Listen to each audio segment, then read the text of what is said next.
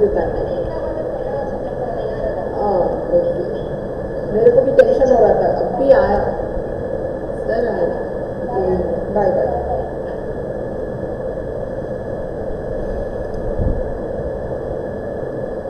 Operation మీకు link ఇవ్వాలి, నేను లింక్ తీసుకొని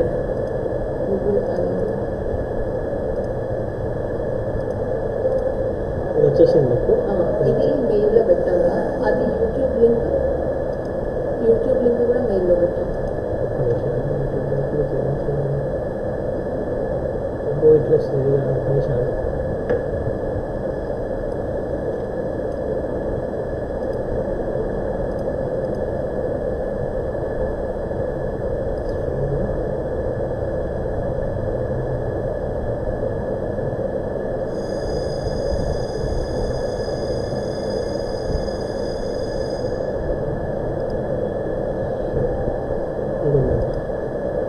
యూట్యూబ్ దా సార్? అయితే వాట్సాప్ ఓపెన్ చేయండి.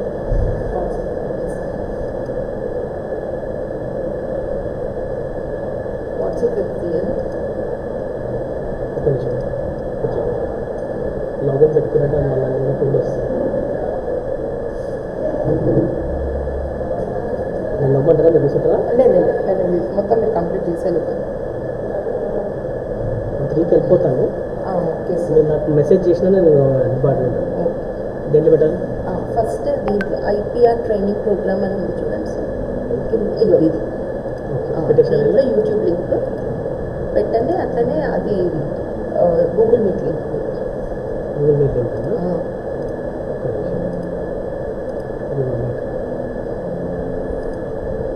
ఎవరు పెట్టేసి మాట్లాడాలి? అదే సార్. గూగుల్ మీటింగ్ కాదు, గూగుల్ పెట్టేసిన.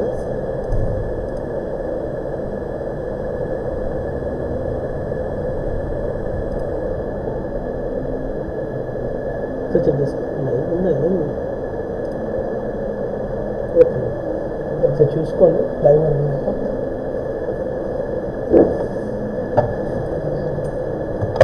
బిఎస్ ఒక ఆప్షన్ మర్చిపోయి ప్రాబ్లం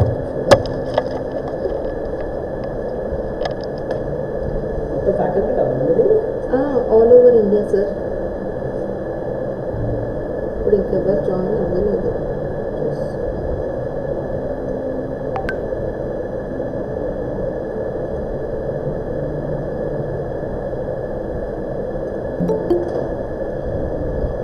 వస్తున్నారు సార్. లైవ్గా చూస్తాం. లైవ్గా ఉన్నాం. అది ప్రెజెంట్ పక్కన ట్యాబ్ ఇదా? పక్క tab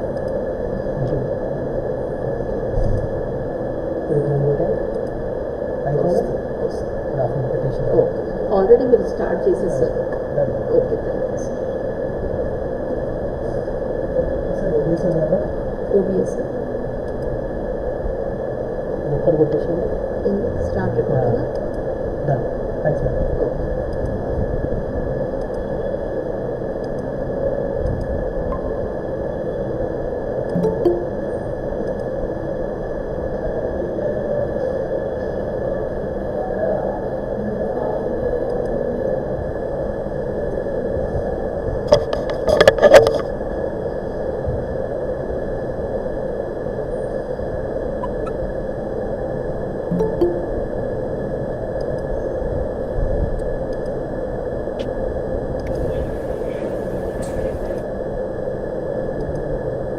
Hello.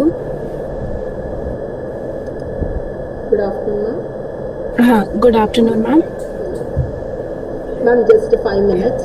We had some small net issue, so we were little late by 3 minutes. No problem. Please take your time.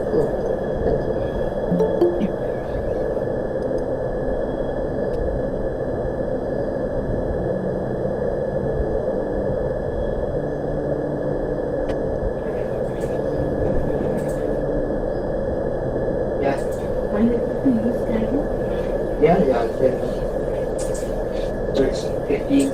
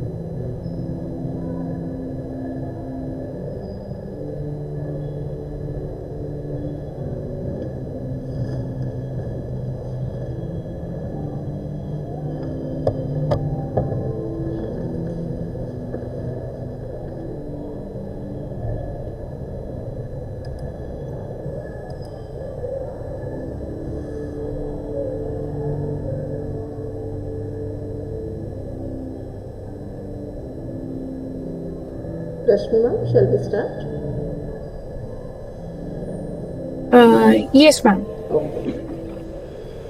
Good afternoon, one and all. I, Mrs. R.P. Samala, IPR Cell Convener of St. Joseph's Degree and PG College, welcome you all for Day 3 program, that is National Level Short-Term Training on Practical Approach to Intellectual Property, organized by IQAC and IPR Cell of St. Joseph's Degree and PG College in collaboration with Cell for Intellectual Property Promotion and Management. Welcome you all for Day 3 training program. I request Ms. Rashmi Tyagi Madam to take over the session. Today Madam is going to enlighten us with patent filing process, India and PTC Route. Over to you, ma'am. Thank you, ma'am.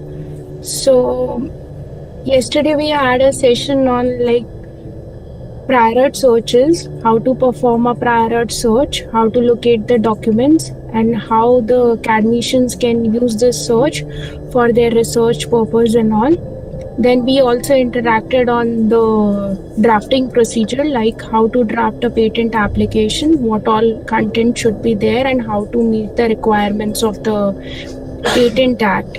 So basically today now we will be interacting on the procedure of filing an application at India Patent Office and what route to be followed if we want to file an application in a foreign country.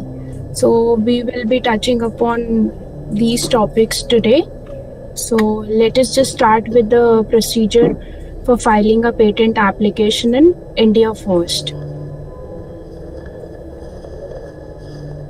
I'll be sharing the screen.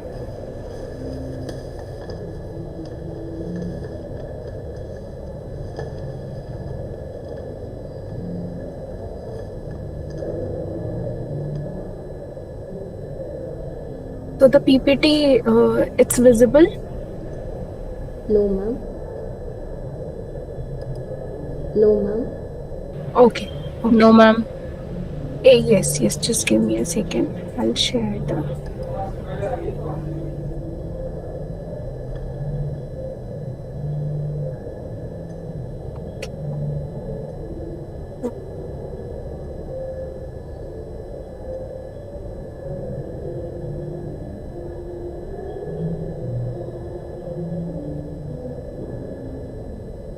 This, just give me a minute. I'll share the PPT.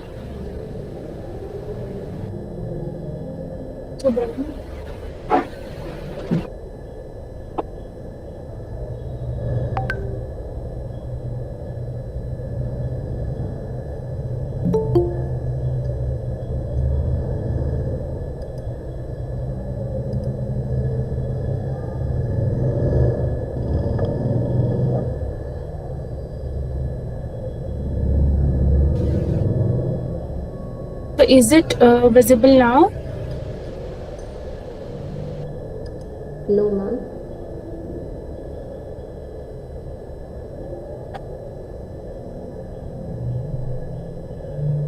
Yeah, just give me a second.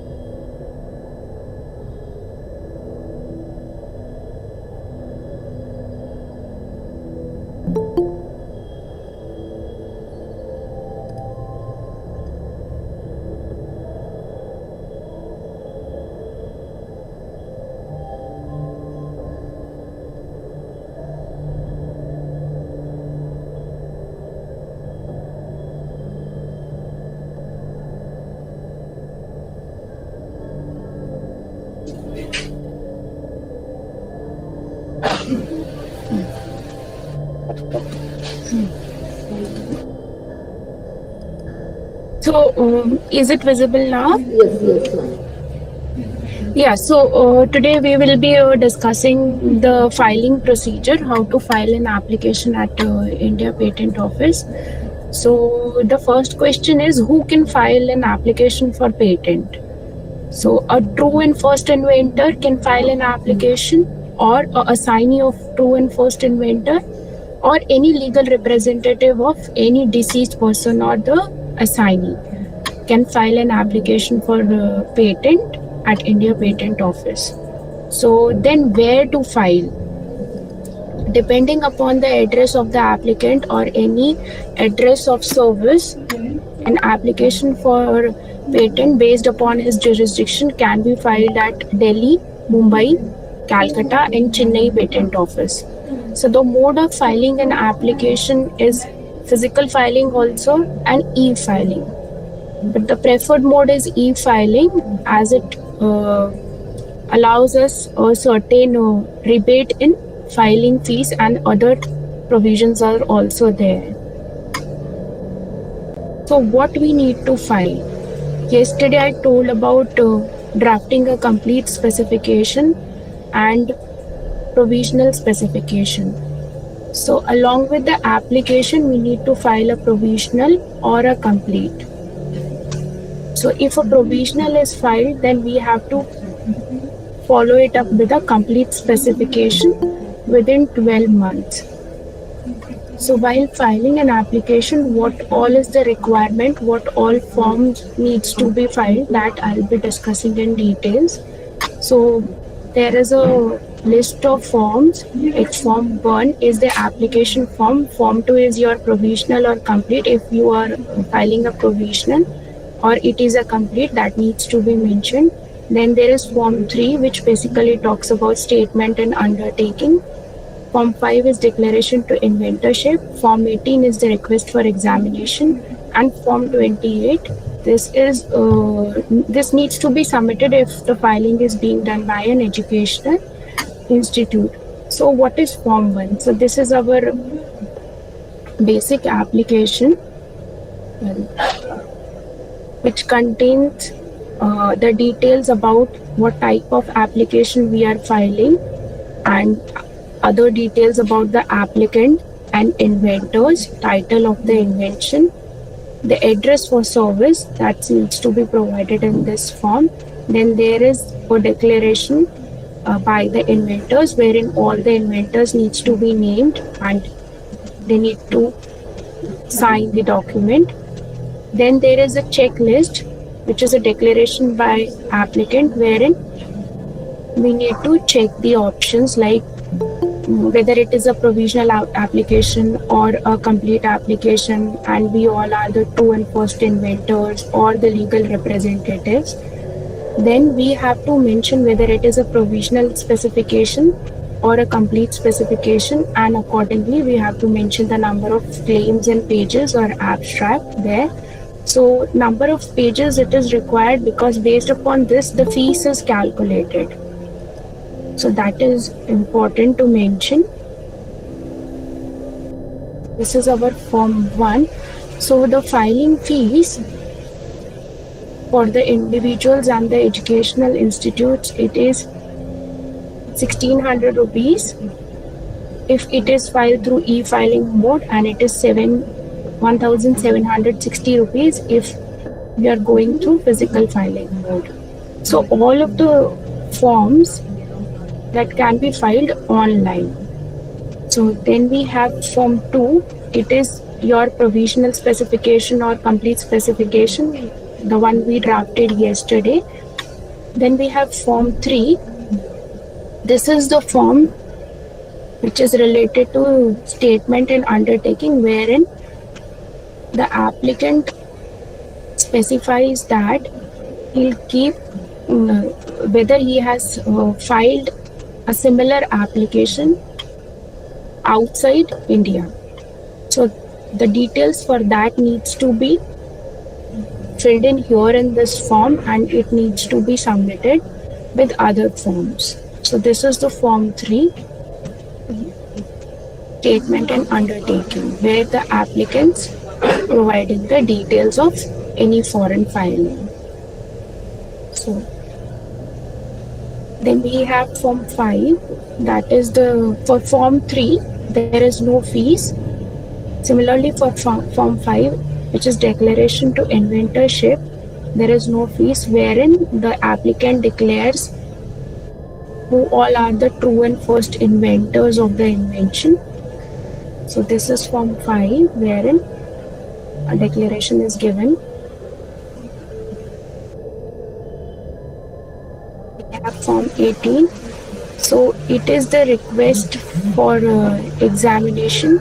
So I'll be explaining this form later in the discussion. There is Form 28. So recently there has been reforms and amendments in the Patent Act and rules. So in which the Patent Office has provided a rebate in filing fees and other associated fees to educational institute.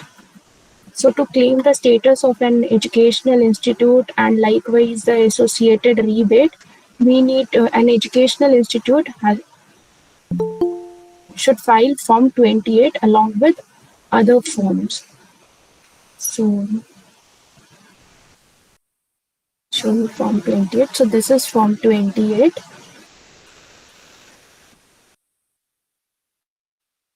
This was the previous one. This is the new Form 28, wherein it is to be submitted by a educational institute. They have to mention and they have to upload a eligibility document along with this Form 28. So once all the documents are prepared and filed, so what is the procedure that is taken up by the patent office? So I'll be explaining that also. So when an application is filed at a patent office, if it is a provisional application, then we have to file a complete specification within 12 months of filing this provisional application. Once the complete specification is filed, then there is an automatic publication by the patent office, which is at the expiry of 18 months from the first filing date. So this publication is basically in the patent journal, wherein all the bibliographic details is published along with the abstract and a reference figure. So I'll show you one publication. So this is how an patent application is published by the patent office. All in here is the bibliographic details about inventors and applicant. This is the abstract. So once the publication is done, the application is forwarded for the examination, but unlike publication, examination is not automatic. So for examination, we have to file a request for examination, and this request we have to file within 48 months from the date of priority. Or we can file it with the complete at the time of filing the complete specification itself. So this request, this has to be made on Form 18. So there is a fees associated with it. So once a request for examination is filed with the patent office takes up the complete specification for examination, where an examiner will examine the application for the criteria novelty, inventiveness, and industrial application and other formal requirements. So once the examination is done, an examination report, which is first examination report, it is issued to the applicant, and if there are any objections or any formal requirement which needs to be met, so that all has to be complied by the applicant within 6 months of getting the first examination report. So once the response to the examination is prepared and it has been submitted to the patent office, so there will be re-examination of the application or consideration of the response you have filed. Based on that consideration, if the examiner is of the opinion that all the objections have been met and all the requirements have been met, so he'll proceed with the grant of the application and a patent will be granted. But if there are certain other requirements which still needs to be met or any further clarification is required, then the controller may provide a hearing to the applicant to discuss the matter further, and based on the result of the hearing, accordingly a patent is granted or it is refused. So this is the basic process of filing an application for patent at India office and all the associated forms. So if there are any questions, so you may ask, and then we will move on to our PCT section.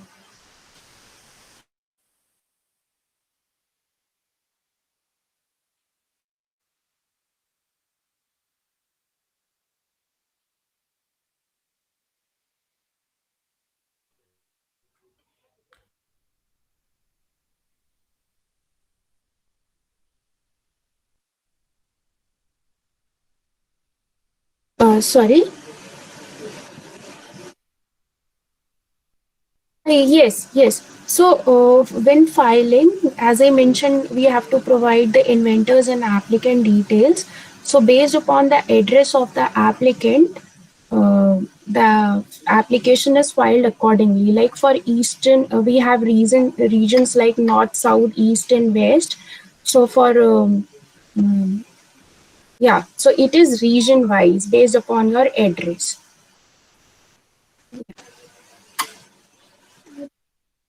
Chennai patent, yes. So likewise, North Delhi, East is our Calcutta, and West is Mumbai. Yeah.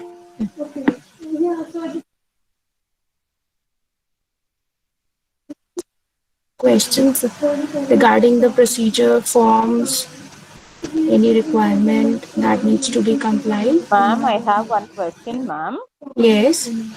Ma'am, suppose one student created a new app. They are going for a startup registration and all.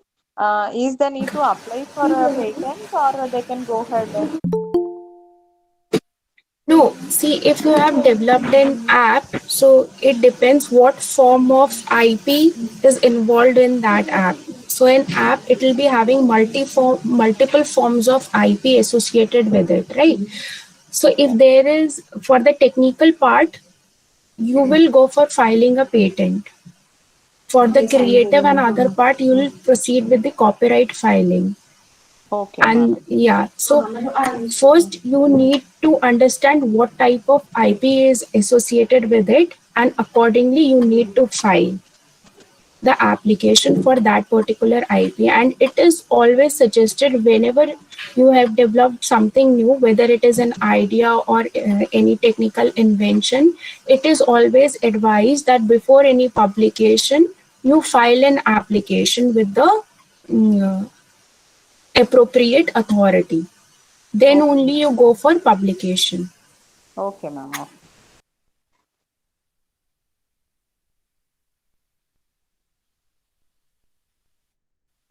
Thank you, ma'am. Can we move on to the next part of our session? So this was filing a application for patents in India.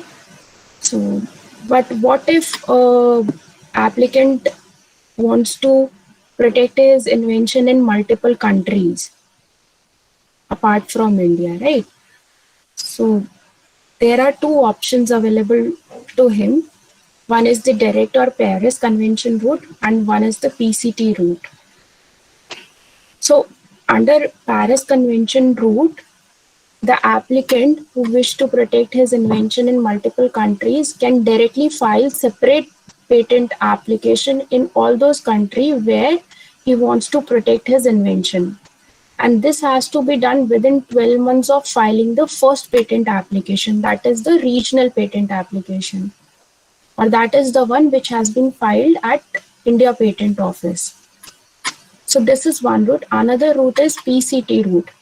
So under PCT, the applicant directly file a single application to seek protection in multiple contracting states or multiple contracting countries within the period of 12 months from the first filing date.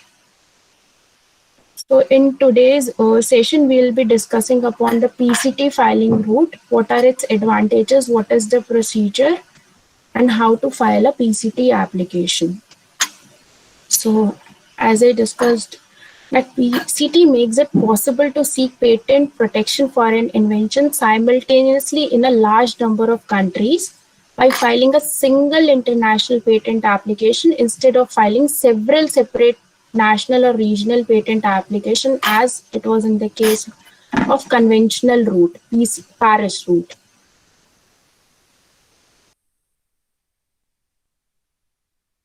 So how to file an application, PCT application. So a PCT application, it can be filed with the Indian Patent Office itself as a receiving office, or we can file an application with International Bureau. So this needs to be done within 12 months of filing the first patent application. Once the application is filed, the relevant form for filing the PCT application is RO101 along with the filing fees. So once the application has been filed at the receiving office or the International Bureau, so after that, there is an international search report and a written opinion provided to the applicant. So what is a international search report? So it is a search which provides you the relevant patent documents and other technical literature prepared by the ISA.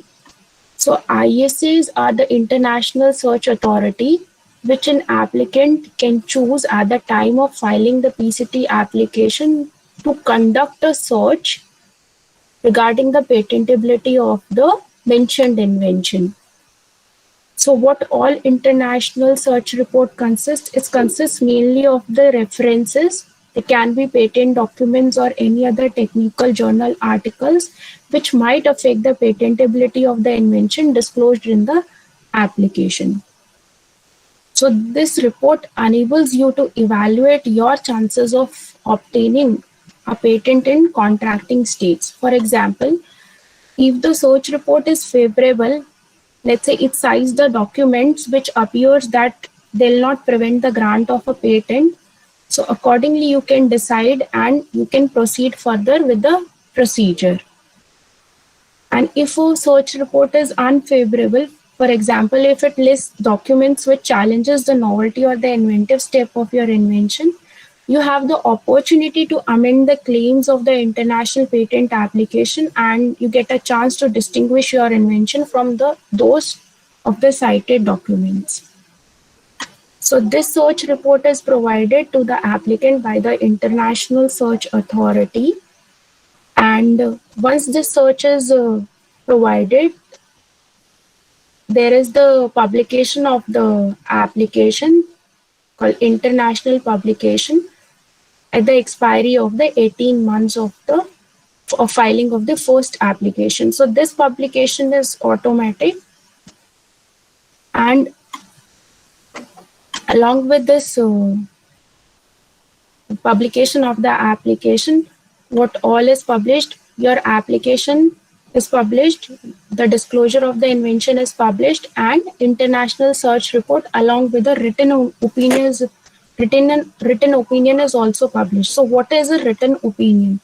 So whenever the ISA prepares a search report for the applicant, it also prepares a written opinion on patentability. So which gives you a detailed analysis of the potential patentability of your invention.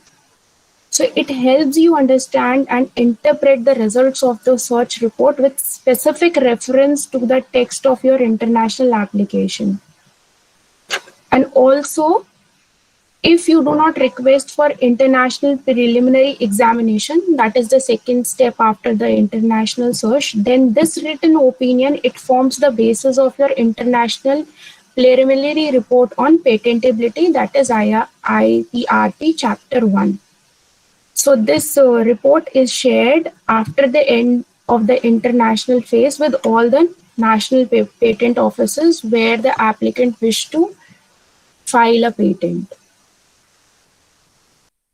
So basically this publication, it takes place at the patent scope. So I'll show you one application published.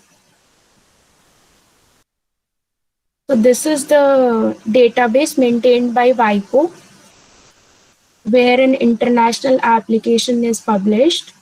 So all the bibliographic details along with other documents like description, claims and documents, this all gets published, the international search report and your written opinion. The second step is the request for supplementary international search. So once the publication is done, you can request for supplementary international search, an additional search to the international search, which has already been done. So this is optional. You may opt for this.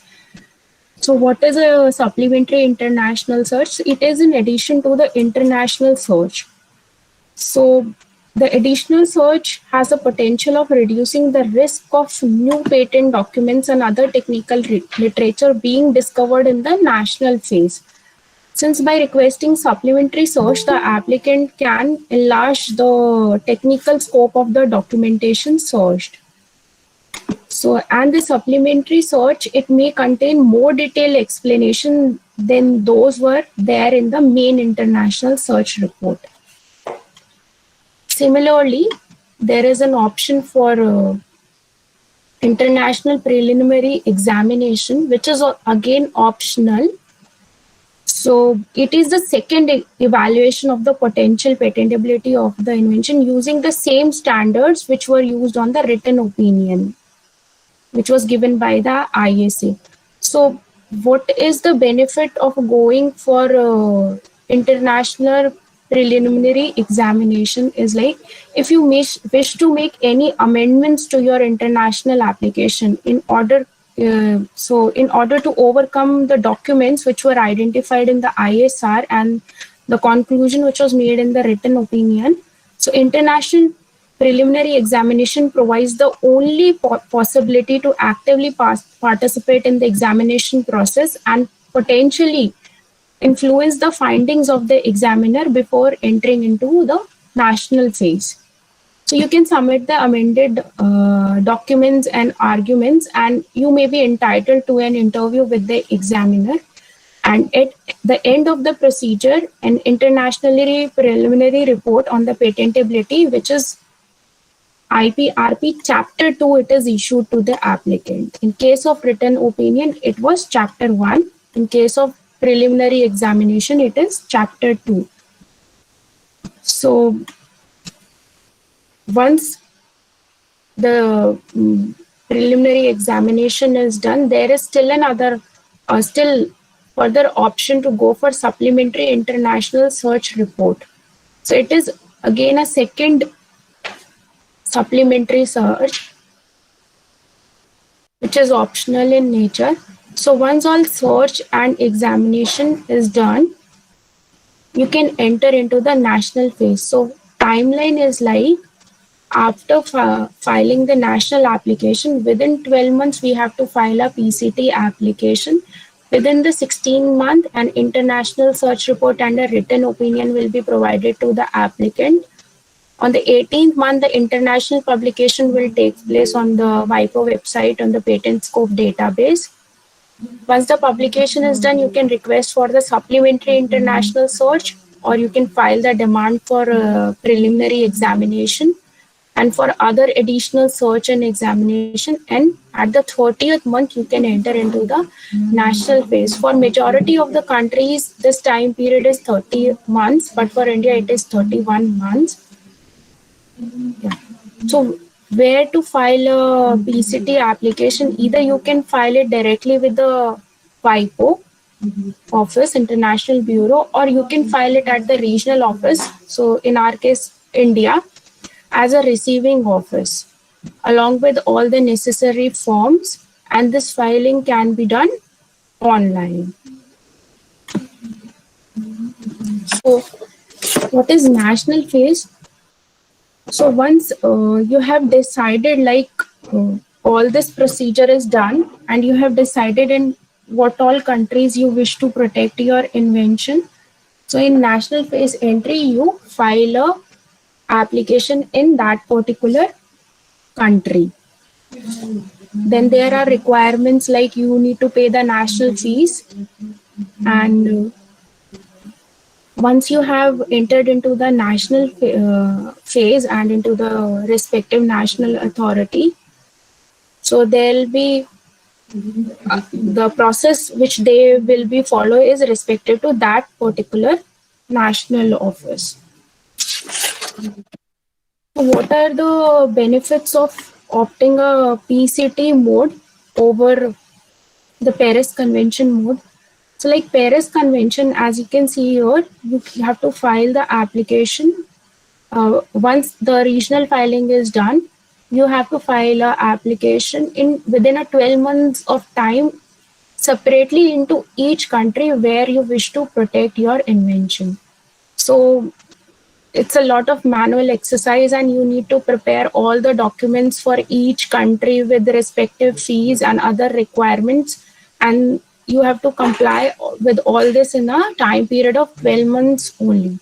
Whereas in the case of PCT application, once the application is filed at the national office, you have to file an application with International Bureau or regional office as receiving office within 12 months time. Once the PCT application is filed, so you get 18 more months extra from 12th month to the 30th month to enter into the respective foreign countries where you wish to protect your invention. This 18 months time is sufficient enough to decide based upon the search report and the examination report, in what all countries you wish to enter or you wish to withdraw the application or you do not want to proceed with the national phases.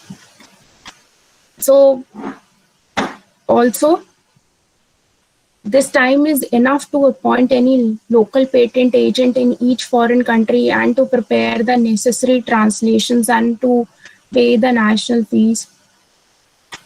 Another advantage of opting the PCT route is that if your international application, it is in the form prescribed by PCT, so it cannot be rejected on formal grounds by any PCT contracting patent office during the national phase and processing of the application further. The search report and the written opinion, which contained important information about the potential patentability of your invention, it also provides a strong basis for you to make the business decision about how to proceed further. Then for you as an applicant, international publication, which takes place at the 18th month, it puts the application online and it puts the world on notice of your invention. And you may also highlight your interest in concluding any licensing agreement on the same patent scope database, which again can be an effective means of advertising and looking for potential licensees. You also achieve other savings while opting for a PCT route, like you saves in document preparation, communication, and translation, because the work done during the international processing is generally not repeated before each office. And at the end, if your invention appears to be non-patentable at the end of the international phase, you may abandon the PCT application and you will have saved the cost you would otherwise have incurred by directly seeking protection in foreign countries, appointing local patent agent in each foreign country, preparing the necessary translation and paying the national fees. So all this effort is saved if you go for PCT route.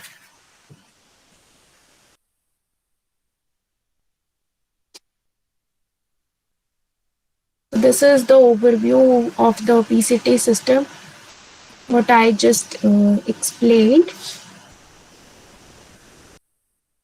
Regarding the search authorities and examination authorities, so applicant choose the search authorities out of the listed authorities, which are basically Australian Patent Office, Austrian, China, India, Japan, Swedish, and property. So India is both a ISA as well as a IPA. So that can be chosen accordingly.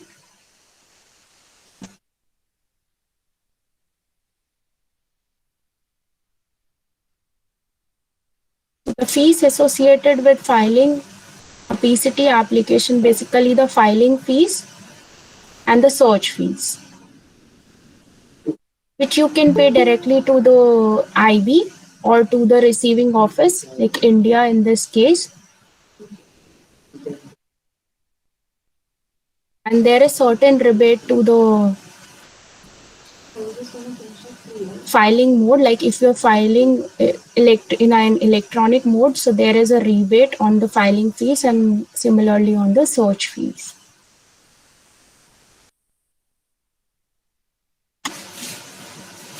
So that is all about how to file a PCT application, what is the procedure, what is the advantage, and how to move into the national phase. So if you may have any question on the procedure, you can ask.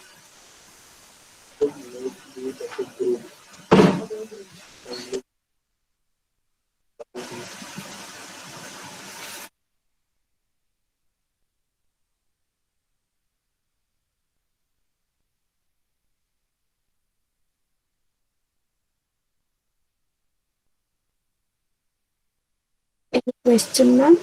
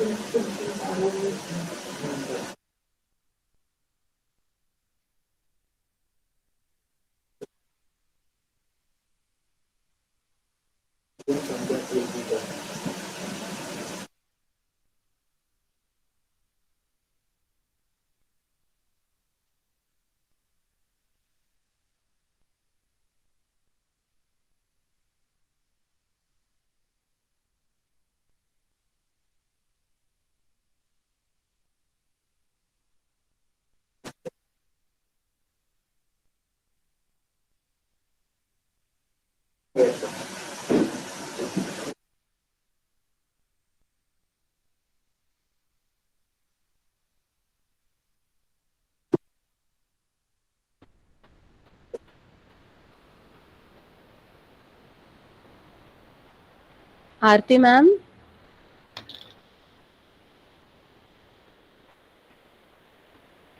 You're there. You're not talking.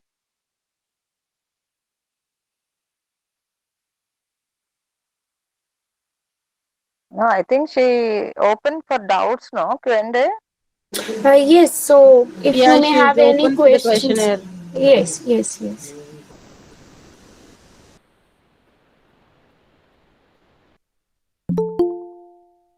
Ma'am, is it the filing process is tedious? Like the students can also apply with their own words, or they need to consult with anyone, like legally or something, any issues will raise?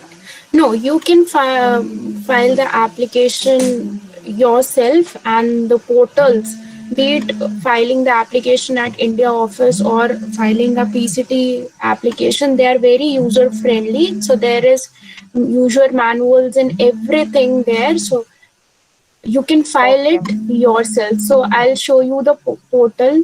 So this is the e-filing portal. That is for filing an application for patent in India. So you have to log in using your credentials, and the interface is very user friendly, wherein there is guidelines and manuals available at each and every step. So you'll not face any Okay. difficulty while filing for an application. Same is the case with filing a PCT application. So this is the portal. So they have this EPCT preparing software and all, wherein your application gets prepared as per the requirement only. So Okay, ma'am. Thank you. without any, yeah, so you can file an application without any legal assistance.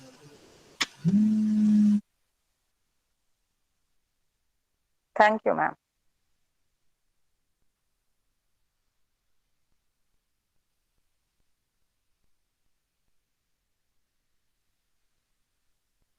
So any further question regarding the procedure or any general queries you may have? Ma'am, in future, if we have a doubts, can we approach to you, ma'am? Or can we revert to your mail or something? Yes, yes. So the mail, it's CPAM-DIPP. Can it be in the chat box, ma'am, so that we can copy it?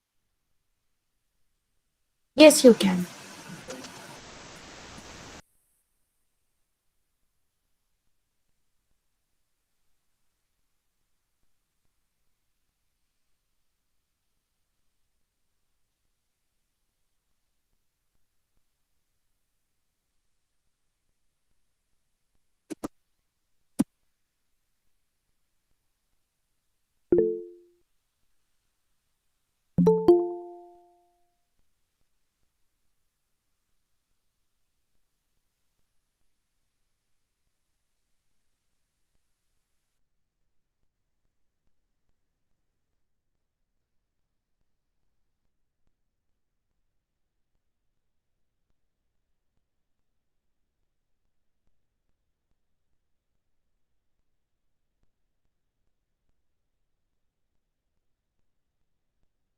Aarti, ma'am, is it over?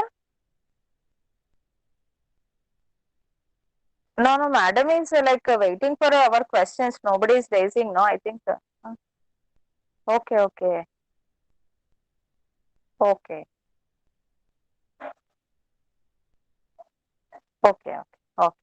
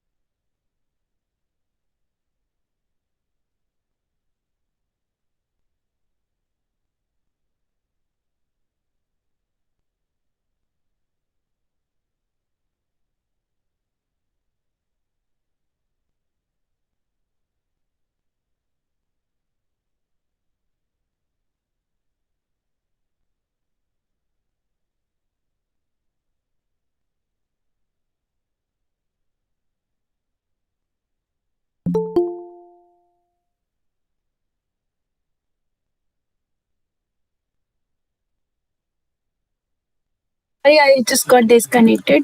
So, yeah. So, this is the mail where you can post in all your queries and doubts, and we will be happy to answer all your concerns.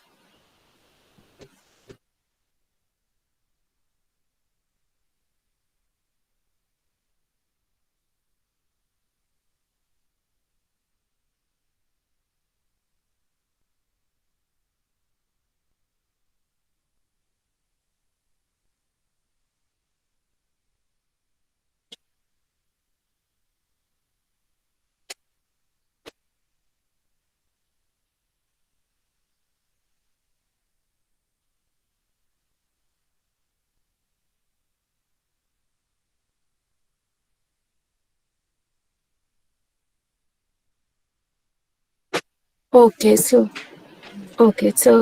I would like to thank all the participants, and ma'am, I would like to thank you for coordinating and be the part of the session. Thank you, ma'am. Really, you have enlightened very easily how to file a patent and all. It was awesome, ma'am. Excellent. Okay, so I would like, if you're not having any questions or query right now, maybe if you come up with any questions or any doubt, you can just write on to the given email. So we will revert back. Yes, ma'am. Yes. Yeah, yeah. Thank you so much, ma'am. Thank you.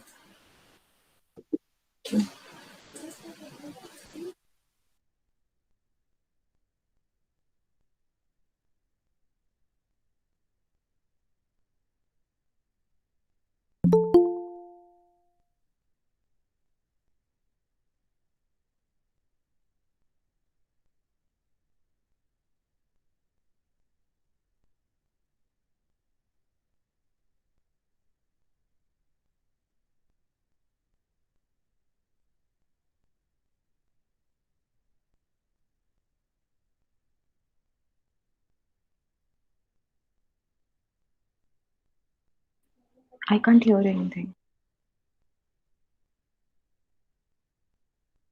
Yes, you are. Hi. Hello. Hello, everyone. Yes, yes. Audible, ma'am.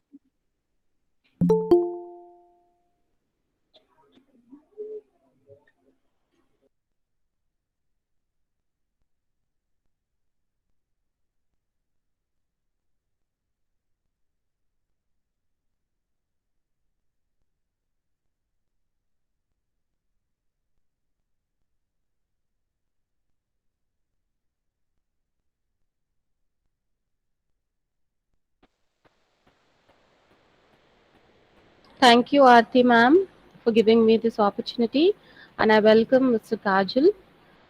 And here is a profile of Mr. Kajal. After graduating in law from Guru Gobind Singh Indra Pachapat University in 2016, she has been committedly working in the field of intellectual property rights, especially for copyrights. She has previously worked as an examiner of copyrights with the Copyright Office in New Delhi, where her responsibilities included examination of applicants made for copyright registration. Presently, Mr. Kajal is working as an assistant manager with the Cell for IPR Promotion and Management Department for Promotion of Industry and International Trade, Ministry of Commerce and Industry, where she supports in copyright matters related to international negotiations. I welcome Mr. Kajal ma'am once again, and over to Aarti ma'am. Thank you.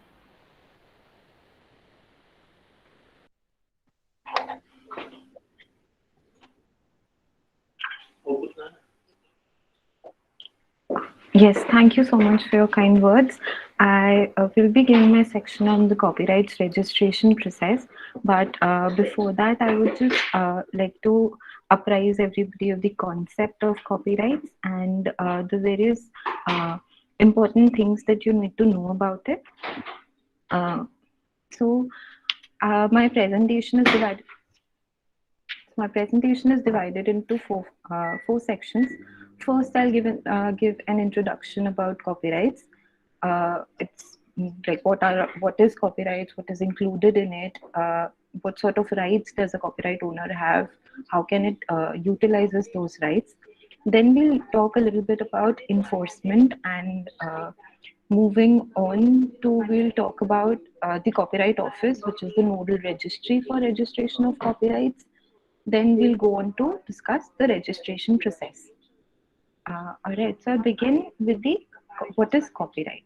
Copyright is a law that recognizes the ownership into one's one's creativity or one's creative creation. Anything that is arising out of one person's mind, their own original expression is considered to be protected under the copyrights. What copyright law does is give that particular person the exclusive right to use that work and refrain others from unauthorizedly using those works. Now, copyright is over anything which can be expressed in a tangible medium. Tangible medium could be you can write it down, you can type it and store it in your computer, you can save it in pen drives, compact discs, you can make a recording of it. It can be literary, like it could be in the form of a novel or a poem. It can also be in the form of a video or a recording or a sound or just a simply instrumental music. uh, Copyright is also over artistic works, which can be paintings, drawings, all of these things. Then copyright registration, or these rights which are arising out of copyright, are not dependent upon any formal registration process. Copyright is an inherent right. It comes into existence as soon as the work comes into existence. So say suppose today, if I go on to write a novel, the day I complete my novel, or I write some portion of it, my copyright would subsist in that portion. I need not to get a formal registration. It is these rights are automatically bestowed upon me, and I can enforce my rights, as well as I can refrain others from unauthorizedly using my work. But however, for me to enforce those rights, I should be able to prove the fact that the creative uh, work, it belongs to me. So hence it is always advisable to get a formal copyright registration. uh, it So a copyright registration helps us to have evidentiary proof, which we can show it to the authorities later on, if need be, in case our copyrights is getting infringed, or we want to get into any license, or there is some sort of a dispute regarding the creation of our work. That copyright registration becomes a solid evidentiary proof. So, as I've already mentioned, what all is included within copyright, like what copyright protects. The scope of protection of copyright includes literary works, dramatic works, software works, artistic works, musical works, sound recordings, and cinematograph films. Literary works includes anything which is in the form of a text, like books, articles, essays, compilation of books or stories, or any sort of a database. Database could be in the form of a tabulations, like for a database could be a record of all the teachers working in the universities, their names, their addresses, their information, their contact details. All of these constitutors, when they're fixed in a particular form, or in a form of an arrangement, all this constitutes as database, which is also protectable subject matter. Moving on to dramatic works. Dramatic works are screenplay. Screenplay is in any movie, the movement of actors, display of any the display of any visuals are all covered under screenplay. So choreography, like dance choreography, once it's written down, or any script of a movie, all of these are covered under dramatic works. Then software works. Software works are basically computer programs. But then computer programs, we cannot register the computer programs in its entirety under copyrights. We register the source code and the object code with which over which a computer program functions. So the source code and the object codes are a sort of commands which create a computer program. And this is also another category of work which is protected under copyrights. Then there are artistic work. Artistic work includes paintings, diagrams, maps, charts, photographs, and even the work of architectures like buildings, monuments. The artistic works can be are registrable in two-dimensional as well as three-dimensional forms. There are musical notations. which are included under musical works. Musical notations and instrumental music is covered under musical works. Sound recordings are audios. We hear music on in our daily course of business. All of those sound recordings are also protectable under are protectable under copyright. Then cinematograph films. Cinematograph films includes not just our feature films which we watch or the documentary. It includes anything which is under an audio-visual format. Like for lecturers, if they are taking a session and they're recording it, and on a later date they want to put it on YouTube, or they want to maybe make a podcast out of it, or a visual series of lectures, they can do it. They are covered under cinematograph film works category, and they are also copyright protectable subject matter. Then we move on to, why do we want to get copyright protection? Why is it essential to get, or like how does copyright protection help one person? Copyright is a bundle of rights which gives owner an author or an owner certain rights which are very necessary, or which are very important for that person, so as to it can commercially exploit its creation and to get monetary benefits out of it. So these rights include right of reproduction. Right of reproduction is a right whereby an author or an owner of a copyright can authorize another person to make copies of the protected work in any form. Make copies. Right of reproduction could be printing, could be copying of a work, creating multiple copies of the work. Now, if I am a copyright owner and I write a book, I can choose to do it or choose to not do it on the first place, and then also I can stop anybody else who intends to make copies of my book, and I can stop them, or I can refrain them from making copies of my work without my expressed authorization. Then there is a right to distribute. Now, I may do something, but I may do something creative. I may come up with some painting which is creative, which is very beautiful to the eyes, but I choose to keep it, I can choose to not make use of it, or I can choose to only selectively use it for a certain select group of people. So this comes under right to distribution. I can choose to not share it with people or give it to everybody for exhibition, or for their consumption. So this comes under right to distribute. Then there is right to make translations and adaptations. Translation, we are all aware of, translations can be made in respect of any literary work other than the language in which the original work is created. So, for example, if I write a book in English, and there is another person who would want to make a translation of my work, so that person would have to get an expressed authorization from me before translating my book into any other language. For that, I can I can either commercially rent out my work to that particular person, license my work, or assign my rights to make translation of that work to whosoever who intends to make translation of my work. Now, a right similar to that is an adaptation. Now, adaptation is a work which is sourced from the original work, or in the sense inspired from the original work.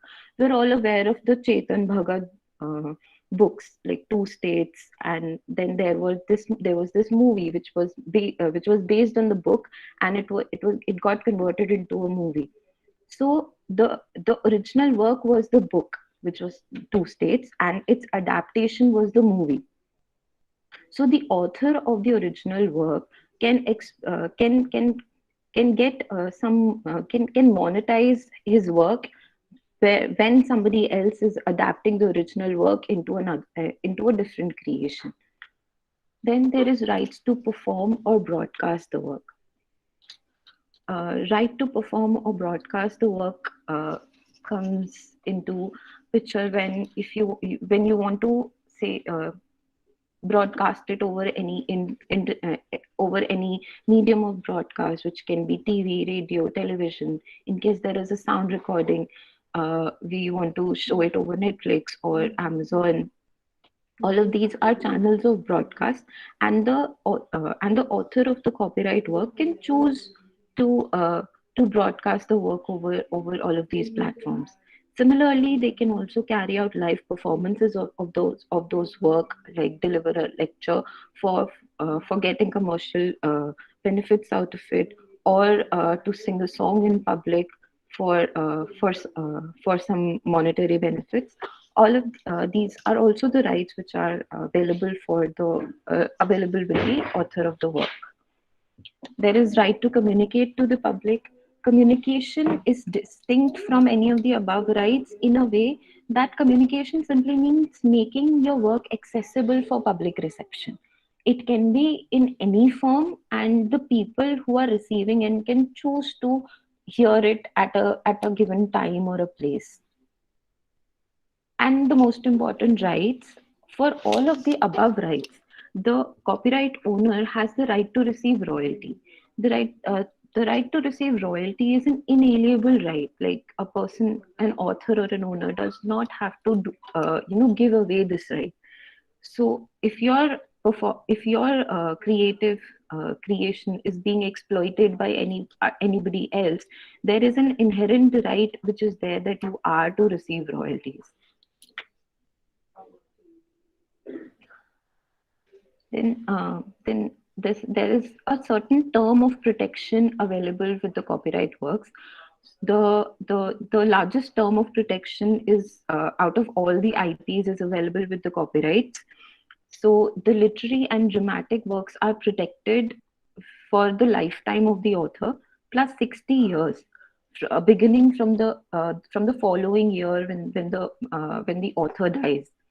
Then there are anonymous or pseudonymous works. These are works wherein the author or the owner of the copyrights are either not traceable or not known at all.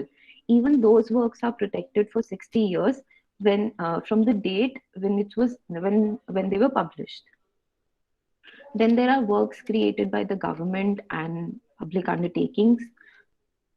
These works are protected for 60 years from the date of their first publication.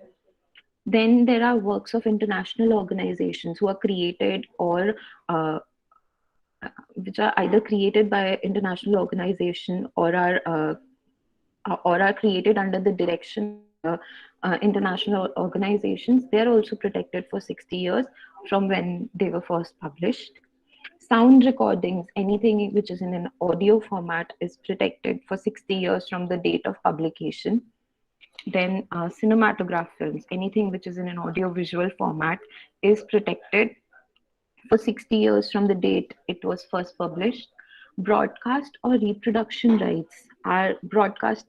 So broadcast and reproduction rights are protected for 25 years.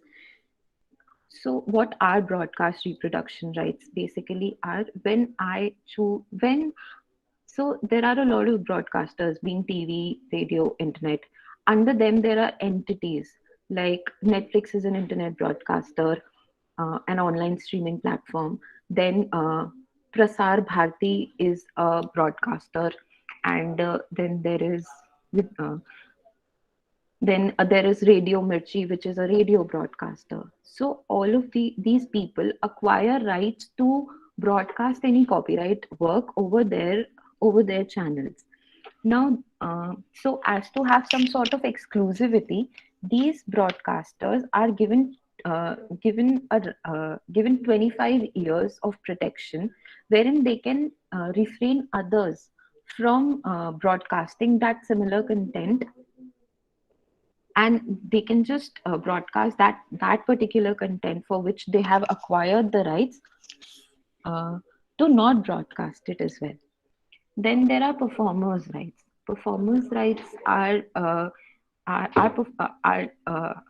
covers singers, actors, jugglers, anything which is being done live in front of live audience comes under performing rights.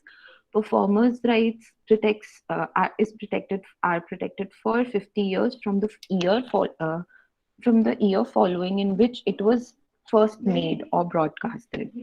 Like if today Sir Javed Akhtar makes a performance of some original lyrical work that he has created, uh, so uh, so from the next year, the 50 years of his performance term of protection would begin. Then comes the once our rights are protected, there are, however, acts which are considered to be, infringing the copyrights. So there are a few of those crimes mm, which are done in respect of a copyright are piracy, counterfeiting, and plagiarism. Piracy is when you make a copy of a movie and then unauthorizedly, or any item that is covered, it is protected by the copyrights, and then you unauthorizedly commercially exploit that pirated version is called copyright piracy. Piracy. Then there is counterfeiting. Counterfeiting counterfeiting is when a counterfeit good is unauthorizedly imitated uh, of a branded good. So there is a branded good, and somebody attempts to make a counterfeit version of it by imitating that exact same good. So that comes under counterfeiting. And then there is plagiarism, and it is an act wherein you copy anything which is somebody else's creation, and then you use it as your own. If when you copy something over the internet which is authored by another author, or you quote something from a book and without quoting it or without giving due credits, that is called plagiarism.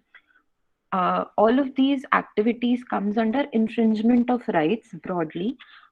Infringement of rights is basically exercising the rights of a copyright owner without his authorization or consent. Why are these considered as crime? Because it causes monetary and moral loss to the copyright owner, which is in a way which is in a way contrary to a healthy economic ecosystem. So these three things are covered under infringement, and infringement of IP is a criminal offense. But there are criminal as well as civil remedies against infringement, which a copyright owner or an author can pursue. So this is a slide where I've given an example of piracy. So the first poster that you see, sorry, this one is from the is from the original movie called Urta Punjab, which was released 2 days before its official release. So the anti-piracy wing of the Telugu Film Chambers of Commerce has reportedly detected 732 websites that had Urta Punjab available for online users, and these 732 websites used the content, the image which has been shown below, which is a pirated version. So the efforts were made by the copyright owners to remove the pirated version of those movies from those websites, and but however, the leak of the movie before the date before the date of official release had caused huge losses to the movie makers. Piracy is rampant in India, and the government, along with the copyright authors and owners themselves, the movie producers, creators, the several enforcement agencies in the country are they make strenuous efforts to combat piracy on a daily basis. But however, their efforts are still even after considering their efforts, piracy people are still using pirated content which they find over the internet. So people should have the sense of sourcing their entertainment right, because using pirated content which we find over the internet itself is an act of infringement. Then there is counterfeiting. Counterfeiting is making an imitation. Like I said, it's like making an imitation of a good, which is making an imitation of an original good. So in the two images we have shown, this one is the original perfume of a brand called Versace, and then this is an imitated good. So even after, since it is an imitation, it cannot be completely, the replica of it. So there are some certain features of maybe in the construction or in the packaging of the fake good, which gives away the fact that it is not original. So like here in the cap of the bottle is dissimilar from that of the original, and the shape is also not the shape of the bottle gives away it's more reflective than that of the original product. So all of these things gives away the fact that it is not original and it is a counterfeited good. Counterfeiting of good is also infringement of rights, infringement of IP rights, and anybody it is also a punishable act. There is punishment prescribed for counterfeiting of goods. Then as I was talking about plagiarism or copying, so this is a very famous case of US, wherein the first image that you're seeing is a photograph by Patrick Carrier, who published it in a book of photographs in 2000, in the year 2000. Later on, another person, Richard Prince, in 2008 made certain changes in the original photograph, like he made the person in the photograph hold a guitar, and his face was colored blue, and he again published it without the expressed consent or of the original photographer, and without giving due credits to him. So this case went to the Southern District, New York, and the court held that even though these images are dissimilar, but then however it is it is an infringement of copyrights. So what happens if your copyright gets infringed? So there are certain remedies prescribed under the law, which are categorized as civil, criminal, and administrative. Civil remedies includes those that you can go to court, you can file for, and you can prefer an application before the courts and ask for an injunction. An injunction stops the person who is infringing the copyrights of an author, and in that injunction you can also pray for damages and costs. Like you can ask the court allow you for damages that have caused to the person whose copyright has been infringed, and also costs are the profits which the infringer has earned upon the use of the copyright work. So the court, while granting an injunction, can assess whether the damages and costs could also be granted to the person whose copyright has been infringed. Then there are certain criminal remedies. Criminal remedies include search and seizure of anything which has been unauthorizedly created, or an infringed creative content. Then they can arrest the infringer without a warrant. Raids can also be conducted as per the provisions of the Copyright Act. Criminal remedies criminal sanctions include a fine of rupees 50,000 to 2 lakhs, and which can also turn into imprisonment, which is from 6 months to 3 years. There are also certain administrative remedies which prevent the entry of those infringing goods into the channels of commerce. These administrative remedies, although not are available under Copyrights Act, however, there are enforcement rules which have been published by the customs authority. Under that, we can prevent the entry of anything, any infringing goods, like if any infringing goods into the trade channels.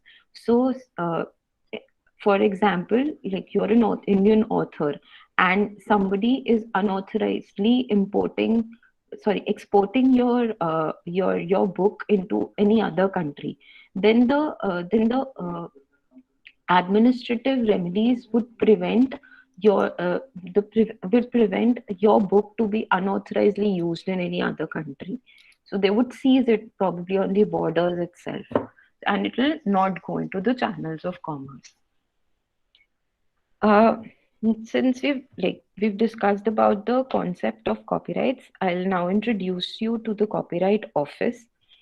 Copyright Office is the only office in India which registers copyright, or is the nodal registry for registration of copyrights. Copyrights are administered by the Copyright Act 1957, which was last amended in 2012. And the Copyright Rules 2013, which have been recently amended in 2021. The Copyright Act itself provides for creation of Copyright Office under the control of a Registrar of Copyrights. Copyright Office is situated in Dwarka, New Delhi. The functions of the Copyright Office include maintaining a register of copyrights, correction of entry into the register of copyrights, and registration of copyright societies.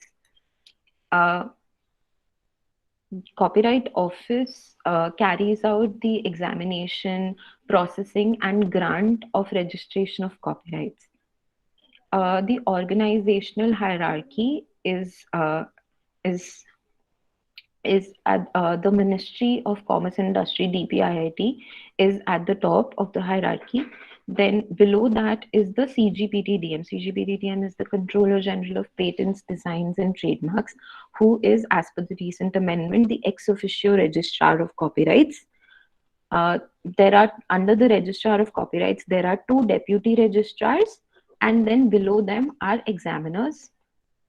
So the examiners take care of the examination of copyrights. The deputy registrars are the approving authorities who assess the examination done by the examiners. And then there is then there is Registrar of Copyrights, who is the final deciding authority in disputes pertaining to registration of copyrights. Now we'll go about and discuss filing of an application. So first and foremost, while filing an application, we have to see that who is actually entitled to file a copyright registration application. A copyright registration application can be filed by the author of the work or an owner of the work. Now, what can be the difference between the two? An author of the work is the person who creates the work, who creates an original work. The author of the work could be the author of a book, a photographer who took the picture, an artist who painted a painting or a drawing, or made a drawing, a musician who recorded a song. These are all considered to be the author of the work. As per the Copyright Act, the original author of the work is the first owner of the work. However, in certain cases, the author of the work is distinct from that of an owner of the work. So one person can be the author and another person can be the owner. How does that happen? That happens when the author of the work permanently assigns the rights in its copyright to another entity or another person.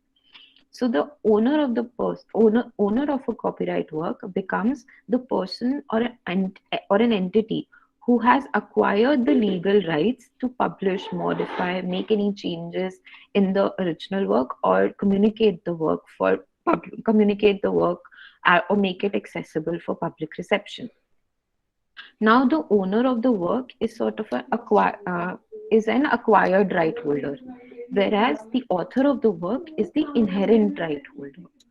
So between the author of the work and the owner of the work, it is necessary that there is a chain of documents which evidences the fact that the rights of the author have now been transferred to the owner of the owner of that copyright work. Then we move on to application prerequisites. An application for copyright registration is filed on Form 14 before the Registrar of Copyrights. After we complete discussing this, I will take you to the website of the Copyright Office, and I'll show you how the application is filed there online. Copyright Office has completely, turned the interface for copyright application processing digital. However, they still undertake physical filing as well. So you can make an application online at www.copyright.gov.in. This is the official website for Copyright Office. While this application is filed, the application needs to be signed by the applicant. Every application that you're filing for copyright, it should be in respect of one work only. Now, one work means that, for example, there are more than one volume of one book. So every volume of the book would be considered as one work. So if there are 3 volumes of a book which is under single title, then you'll have to file 3 copyright applications. Similarly, say suppose in a music album, there are 6 songs. So even though the album is one, but there are 6 independent works. So 6 applications would be filed in respect of in respect of one sound, for one sound recording, one application would be filed. Now, every application should be accompanied by the copy of the work. Copy of the work could be a digital copy. It could be in the PDF format or the work format. It needs to be uploaded along with your form on the website of the Copyright Office. Now, what constitutes as the copy of the work? In case of literary or dramatic works, copy of the literary text constitutes copy of the literary text is the literary or dramatic work which is to be uploaded along with the application which is being filed for registration of any literary or dramatic work. In case of software work, you have to give the source code and object code of that software work. Now, earlier there was a requirement wherein the entire source code and the object code in a completely executable format was asked by the Copyright Office, and it was necessary to submit for registration. But after the 2021 amendments, only the first 10 and the last 10 pages of the source code and object code is required to be submitted in case of a software work. Now, for artistic work, a copy of the painting, photograph, drawing, the 3D drawing of any construction. In case of an architectural work, the blueprints of the architectural work can be registered as artistic work. For sound recording, a copy of the sound recording in any audio format is submitted for any application which is filed for registration of sound recording work. For cinematograph film, a copy of the cinematograph film in an audio-visual format is submitted with the Copyright Office. So, by submission of the copy of the work is important is because the Copyright Office keeps a record of the works which are registered and entered in the register of copyrights. Copyrights maintain a data of all the copyrights which has been registered since 1957. It is the Copyright Office sort of acts as a repository. It's a record keeping organization which wherein even the courts on a later date while adjudicating a dispute between two entities about their copyrights can seek assistance from the Copyright Office to present records which shows or reflect the status of the status of rights, like who the rights belong to. So in that cases, the copyright examiners or the deputy registrar are often summoned by the courts across the country, and then then the Copyright Office sends the certified copies of the register of copyrights which they have maintained in their records, along with the copy of the work, so as to tell the courts of the record which is available with them. And then every application is to be accompanied by a prescribed fee. Now, for any literary work, dramatic work, artistic work, software work, or musical work, the fee is 500 rupees. Then there is a separate category of work which only comes into picture while registering the copyright work, which is artistic work capable of being used in relation to goods and services. So the difference between the artistic work which is registered under for rupees 500 and the artistic works for which the official fees is 2000, there is the Copyright Act has made a difference between the artistic work. So there are normal artistic works which can be any painting, drawing, app, diagram, anything that can be registered under the first class, which is artistic work for which the official fee is 500. But there are certain artistic works which have the ability to be used in relation with goods and services, like any label or or a logo, which are also being used in relation to goods products, like we know Life Boy. So the logo of a Life Boy is an original is an original artwork. It has the red label, the red plus sign with a with a cursive of Life Boy written over it. So it is a artistic work, but it also that logo has the ability to be used in respect of a good. So in that case, the Copyright Act says that you have to take a NOC from a no objection certificate from the trademark registry, stating that the Lifebuoy logo is the original creation of the person in whose name the copyright is being sought. And once the search certificate has been taken from the trademark registry, that search certificate is attached to the copyright application, which is and then for such artistic works, the official fee for registration is rupees 2000. Then there are sound recording works for which the official fee is 2000, and for cinematograph films category of work, the official fees is rupees 5000. Now, you must have noticed that I've written these alphabets in brackets here. So, when the Copyright Office enters the work in the Register of Copyrights, these L, A, S, W, M, S, R, and C, F becomes the category with which they distinguishes the work. So any official correspondence that you receive from the Copyright Office would be under a diary number or a registration number. So the diary number would be your application number / the year in its filed with CO is Copyright Office, and / A would reflect that it's an artist. You have filed an artistic work. L would reflect that you filed a literary work. SW would say that it's a software work. M would suggest that it's a musical work. Similarly, SR and CF. Now, once your work is registered, the registration certificate is also the registration number is also allotted in a similar manner. So for all the artistic work which have been registered, the registration number would begin with A dash the registration number and the year in which it is registered.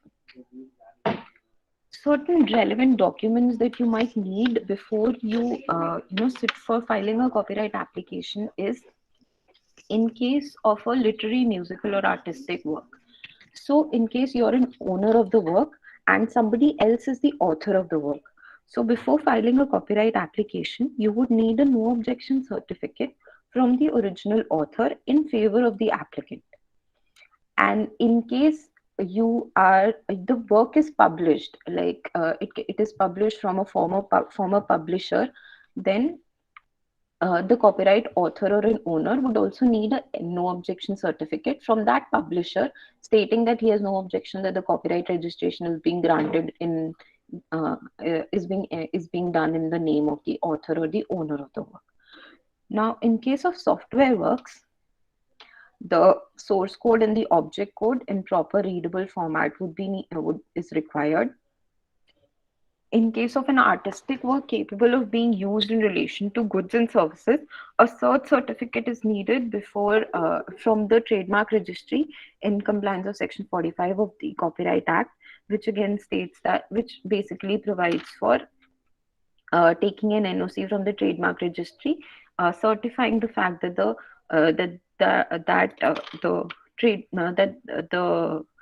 trademark is registered in the name of the person seeking copyright registration. Then the artistic work which are capable of being registered under Designs Act. So there is certain overlap between a copyright and a design. Anything which qualifies as a design cannot be registered as a copyright. However, if you register a copyright, but use it in any, if you register a design under copyright, but if you reproduce it over 40 times, the copyright in that